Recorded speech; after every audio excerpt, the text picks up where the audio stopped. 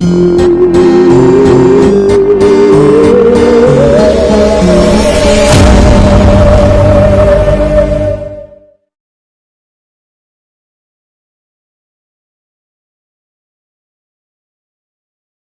अपनी प्यारी बेटी आवा का अकेला पिता हूँ। उसने पिछले हफ्ते अपना जन्मदिन मनाया था।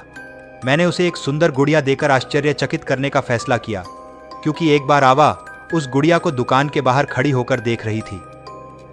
आवा ने उसका नाम डेजी रखा। डेजी के सुंदर भूरे बाल थे। उसने एक पिंक कलर की ड्रेस पहनी हुई थी। आवा डेजी को अपना सबसे अच्छा दोस्त मानने लगी थी। आवा डेजी को अपने साथ खाना खिलाती और साथ में सुलाती थी, लेकिन कुछ दिनों के बाद चीजें बदलने लगीं। एक रात आवा मेरे कमरे में आई और उसने कहा कि डेजी उसे देख रही थी।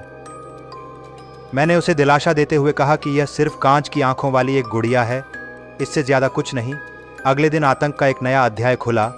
आवा अचानक रोने लगी और बोली कि डेजी अपने आप आगे की ओर चल रही थी। मैंने अपनी भौहें सिकोड़ लीं। मैंने आवा से कहा कि यह सिर्फ उसकी कल्पना थी। आवा निराश दिख रही थी, लेकिन मैंने आवा की आंखों में डर देखा। दिन बीतते गए, चीज़ें ठीक होती गईं। मैंने ध्यान देना शुरू कर दिया कि डेजी वहाँ नहीं थी। जहाँ हमने उसे छोड़ा था वह हर बार अलग अलग जगहों पर होती थी और हर बार गुड़िया की निगाहें कहीं ना कहीं देख रही होती थी। एक दिन तो डेजी आवा के स्कूल बैग में मिली। मैं यह देखकर बहुत घबरा गया था। थोड़े ही देर बाद अचानक से मेरी कमर में बहुत तेज़ दर्द होना शुरू हो गया और आवा का चेहरा पीला पड़ गया। वह हकलाने लगी। इन घटनाओं ने मेरे डर को और बढ़ा दिया।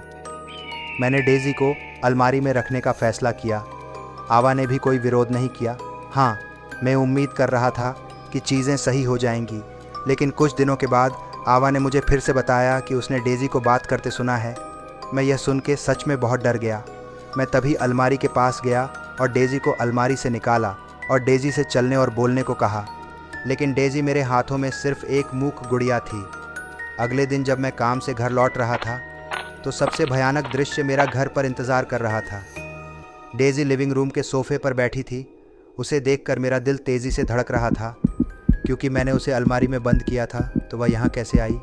मैंने गुड़िया को उठाया और उसे अपनी कार की डिग्गी में बंद कर दिया।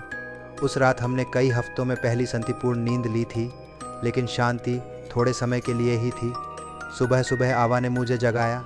उसने फुसफुसाकर कहा, डेजी डेजी इस बैक। मुझे लगा आवा सपना देख रही है, लेकिन उसका चेहरा डर से पीला पड़ गया था। मैं उसके कमरे में गया और महसूस किया कि मेरा खून जम गया है। डेजी वहाँ बिस्तर पर आवा के बगल में लेटी हुई थी। मुझे यह सब देखकर बहुत डर लग गया। आज से पहले कभी ऐसा नहीं हुआ था, लेकिन मैंने डरते डरते डेजी को पकड़ लिया और उसे जलाने का फैसला किया। इस दुःस्वप्न को समाप्त होना ही था। मैंने घर के पीछे आग जलाई और डेजी को उस आग में डाल दिया। थोड़ी देर मैंने उसे आग में जलते देखा। आवा भी चुपचाप खिड़की से डेजी को जलते देख रही थी। उस रात आवा बहुत डर गई और वह मेरे ही साथ सोई। हम दोनों की आराम की ज़रूरत थी। जैसे ही हम सोए तभी हमने गाने की धीमी आवाज़ सुनी। डेजी तुम मुझे क्यों जला रहे हो? हम दोनों नाइट लैंप की हल्की रोशनी में डरकर बैठ गए और तभी हमने कुछ ऐसा देखा जिससे हमारा खून जम गया। डेजी थोड़ी जली हुई थी।